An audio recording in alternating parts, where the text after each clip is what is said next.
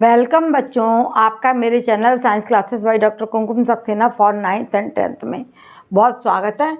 और इस समय हम 9th क्लास के कोर्स को खींच रहे हैं और आज मैं पढ़ाने जा रही हूँ शक्ति से संबंधित। आपको पिछले मैंने जो टीचिंग दी, आपका क्लास दिया है, उसमें मैंने शक्ति की परिभाषा एवं मात्रक बताए और आज इससे संबंधित इस पर आधारित मैं न्यूमेरिकल वैल्यूज़ आपको कराने जा रही हूँ। एक सवाल है, एक 60 किलोग्राम द्रव्यमान के एक पिंड को 20 न्यूटन बल से 8 मीटर दूरी तक 10 सेकंड में खींचा गया है। हमें क्या करना है, शक्ति की गणना करना है। इस तरीके के 2-2, 3-3 नंबर के सवाल आते हैं।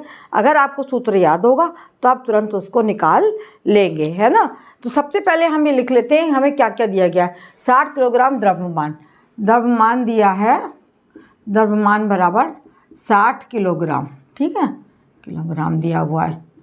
और क्या दिया हमें न्यूटन बल दिया है ना। F कितना है, F है 20 न्यूटन, F बराबर 20 न्यूटन, ठीक है, ये इसका बल दिया हुआ है। इतना बल लगा के वस्तु को खींचा गया। और समय कितना है, दूरी भी दी है इसमें, दूरी है 8 मीटर, दूरी बराबर 8 मीटर। और आपका दूरी के बाद में क्या दिया है, समय दिया है, टी कितना दिया है, टी बराबर समय है ना, ये कितना है 10 सेकंड, 10 सेकंड।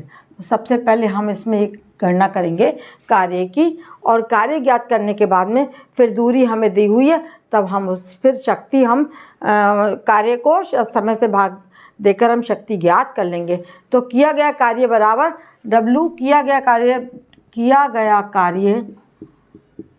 W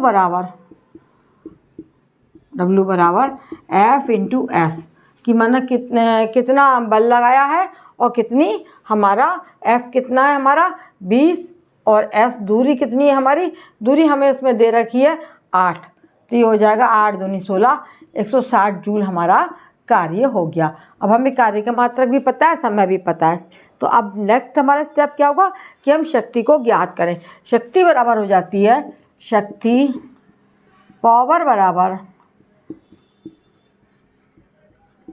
कार्य बटा समय, कार्य बटा समय।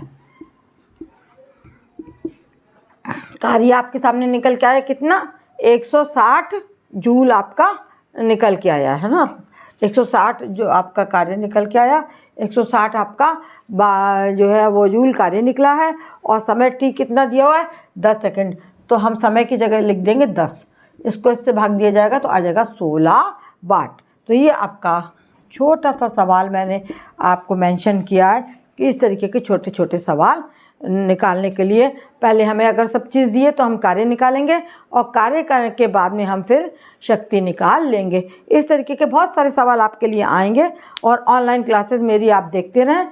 मेरे चैनल को यदि किसी ने सब्सक्राइब ना किया हो तो सब्सक्राइब करें, वरना ऐसे ही मेरी क्लासेस देखते रहें, आपको मेरे टीचिंग्स आपको ऐसे ही मिलते रहेंगे। मेरे क्लास को देखने के लिए आपका बहुत बहुत धन्यवाद।